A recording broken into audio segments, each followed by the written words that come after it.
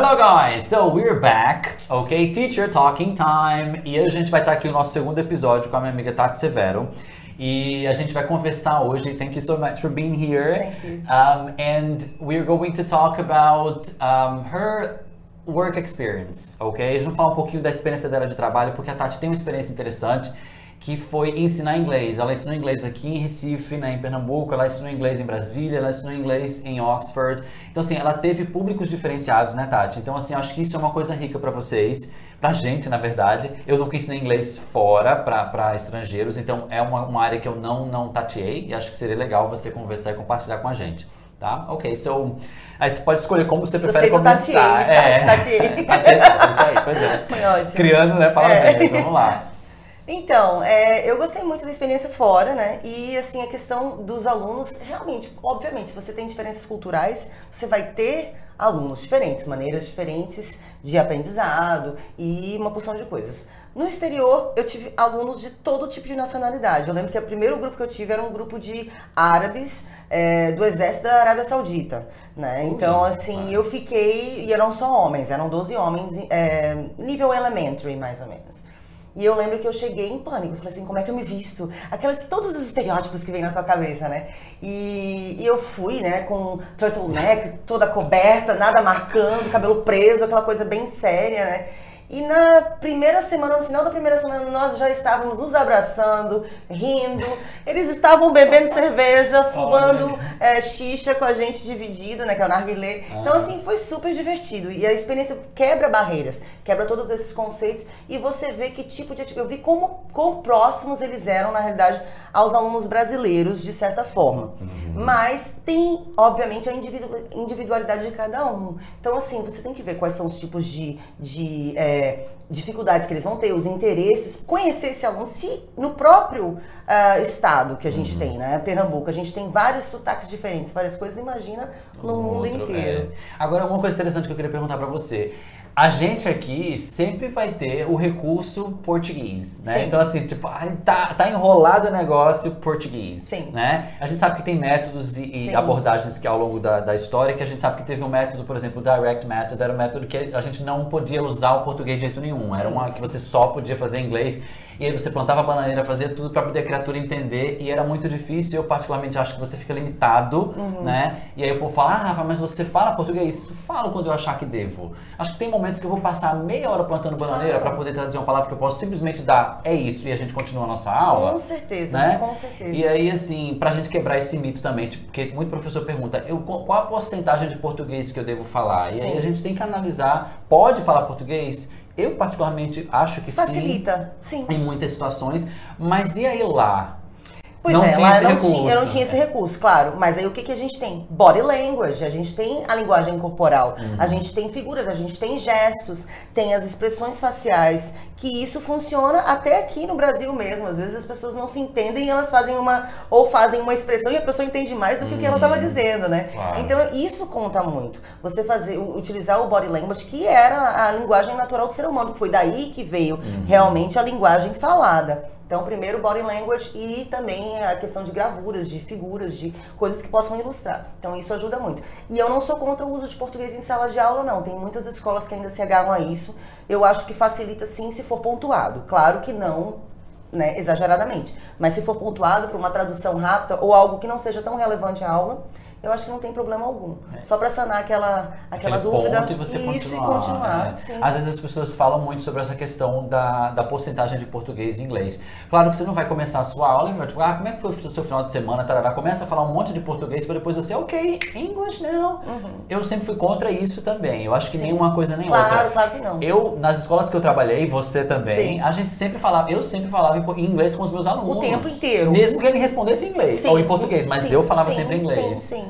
É a mesma coisa. Claro, um aluno quando chega iniciante zerado, principalmente depois de uma certa idade, muitas vezes eles têm vários traumas e várias dificuldades, e vergonha, insegurança. E aí você conversa com os alunos, explica, olha, a gente vai fazer essa atividade, isso aqui é para você aprender o alfabeto. Você pode até explicar algumas coisas para que eles fiquem mais tranquilos. Né? Isso. Nas 2, 3 primeiras aulas. Depois, você vai gradativamente mudando, switching, né, para o inglês. E assim, eu acho que a questão principal é você utilizar o inglês transacional inicialmente na sala, né? O que seria?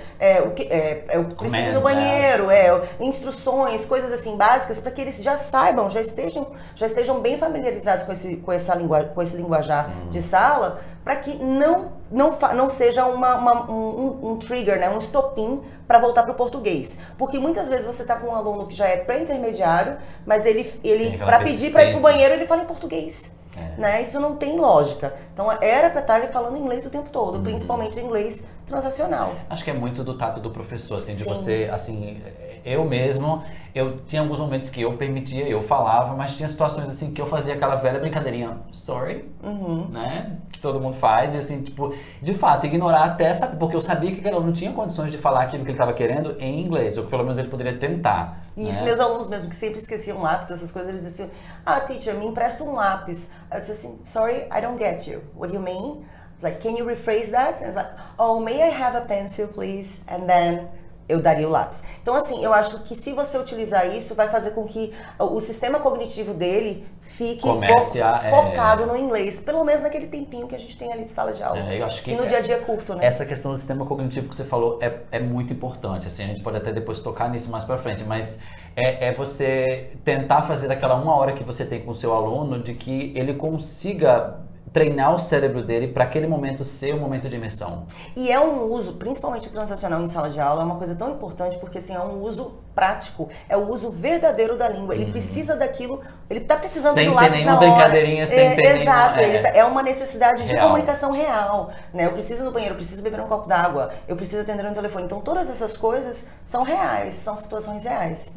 Então a gente tem que utilizar isso, que é assim, essa questão, você sentia que, por exemplo, esse bloqueio psicológico que você tinha comentado comigo antes, que a gente tem nos brasileiros, que é muito forte, você sentia isso no público fora? Em todos, né? A questão do exterior é que as pessoas têm, eles têm imersão completa, eles têm a necessidade do inglês o tempo todo. Ele precisa aprender para quando ele sair da sala, ele conseguir se comunicar, pegar um ônibus e tal. E não tem a desculpa não, é só durante a sala de aula. Então eles têm que se virar, não tem como. Então isso força eles a usarem um pouco mais. Mas tem dificuldades da mesma maneira, e tem alunos que começam a falar a própria língua, ou que querem traduzir tudo. Todos eles têm as mesmas manias que a gente tem, né? Então... E assim, Tati, por exemplo, público Recife e público Brasília, assim, qual era as diferenças básicas, assim? Quais eram as diferenças básicas que você sentia ao trabalhar com esses dois? Primeiro porque, assim, a diferença cultural de Brasília para Pernambuco é grande. Pernambuco tem uma cultura muito forte, pernambucana, nordestina, que é fantástica, que eu amo, pernambucana. Mas Brasília tem uma coisa multicultural pelas embaixadas, por ter sido uma cidade, né? E depois as cidades surcursais também que foram se desenvolvendo. Eu não conheço Brasília, mas assim, ela é cosmopolitan... Totalmente, porque tem muitas embaixadas e ela foi feita por várias pessoas diferentes do Brasil. Então, assim, você tem gente do sul, do nordeste, do norte, de todos os lugares. Então, e são gerações novas, que Brasília foi fundada em 1960. Então, tem muito pouca gente que era de lá de antes. Então, assim, a maioria das pessoas vieram nessa... Então, as gerações ainda carregam muita bagagem cultural dos seus pais e tal, de outros estados. Então, tem isso, fora a exposição a muitas coisas culturais. Então, tinham muitos eventos culturais de vários países diferentes, né? Dentro das embaixadas e fora das embaixadas. Então, a influência era muito grande. É bem rico em relação a isso. Apesar de não ter uma cultura própria em si, ainda está muito incipiente, no iniciozinho ainda, mas tem essa coisa dessas influências. Talvez isso seja mais à frente, ainda mais uma coisa da cultura mesmo brasiliense, né? Então é isso, então tem todas essas diferenças e tem a questão da diferença também de poder aquisitivo. O poder aquisitivo lá era bem mais alto, então os alunos viajavam mais, aprendiam outras línguas e tinha toda essa exposição. Eu lembro que assim, a gente até tinha comentado em um tempo que, por exemplo, às vezes eu dava aula para uma turma e a gente preparava às vezes o mesmo material, mudava algumas coisas, mas aí ia dar a mesma aula em uma outra turma, mas assim, tipo uma turma que, sei lá, tinha uma que os alunos, nenhum deles tinha viajado para fora e era aquela coisa assim e tal, até às vezes com poder aquisitivo legal, mas que não tinha tido experiências. E aí você vai para uma outra turma que assim, tipo, eu passo o meu feriado na Disney, eu vou, eu fui com a minha mãe no final do ano passado pro Canadá, e a gente passou 15 dias lá. E aí a mesma aula ela toma proporções, assim, caminhos completamente diferentes em relação a isso. Disney já tinha virado um gravatar pra eles em Disney Brasília, é uma coisa né? assim, tipo, fui ali, sei lá, se Na você Semana Santa. Era uma coisa muito básica. Gravatar então, assim, é uma cidadezinha que a gente tem aqui no interior e que a gente vai pra lá no final de semana, então assim...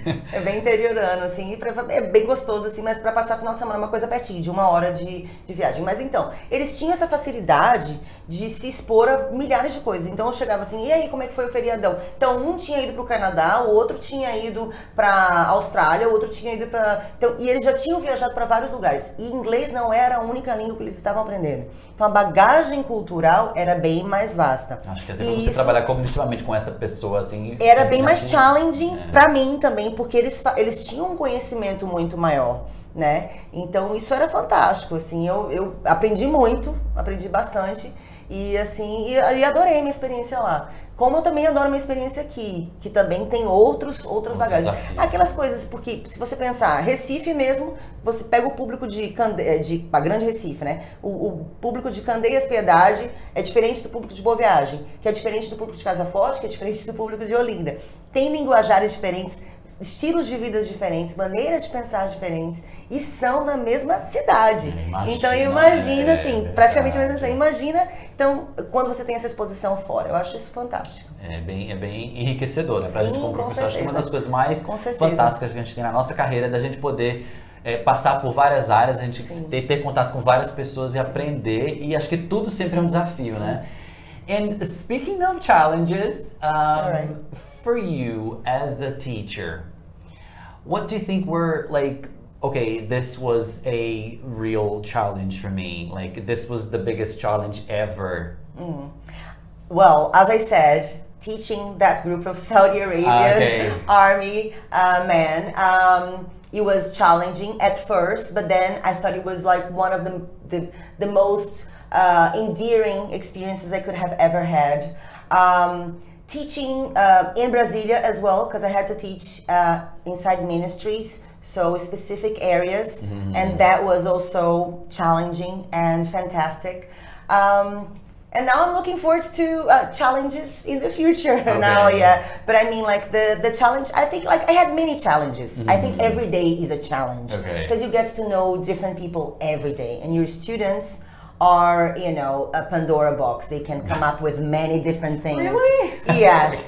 So I mean, like, you can train yourself, you can have the technique, you can have the knowledge of English, but people are people.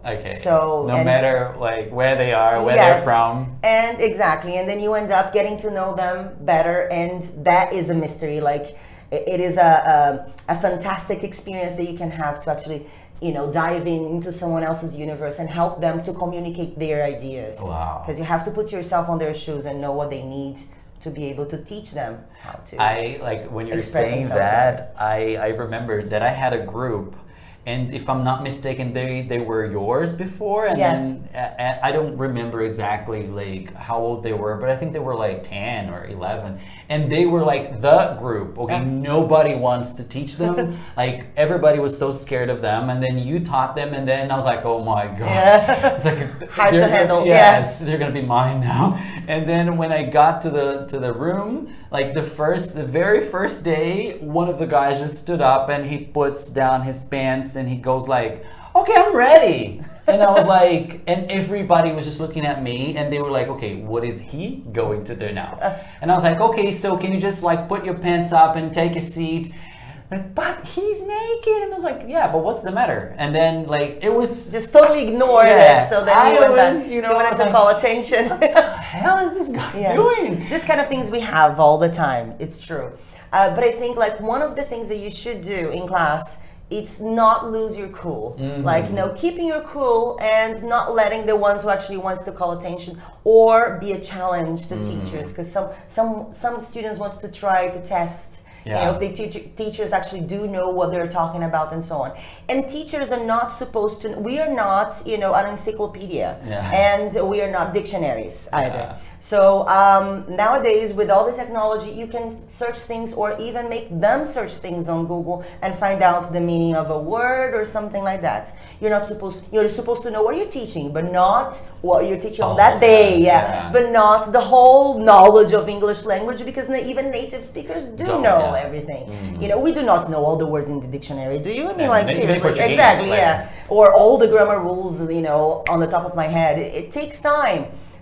So I mean, like, just do not feel intimidated. I think that's key. And basically try to win them over by getting to know them. Again, like, getting to know people goes a long way. And I think, like, keeping your cool and not letting those things. And if they actually challenge you, challenge them back. Say, okay, why don't you guys research about that? And that's your assignment for next class. Yeah, I know that, because some teachers actually do freak out when they are. How can I explain that right now? Yeah. So do not freak out. I mean, you're not supposed to know. You're supposed to know you're teaching on that day, and that's it. Of course. So yeah. Yeah, wow, that was amazing. Yeah. Thank you. We ended up like talking about other things which you know helps us in many ways. So yeah, thank you so much again. It was great. We're going to have like our next episode, and we're going to talk about materials like books, English books, and all of that. So if you're looking forward to that, you know I am too. All right, so thank you guys. Thank you, Tati. See you. Yeah.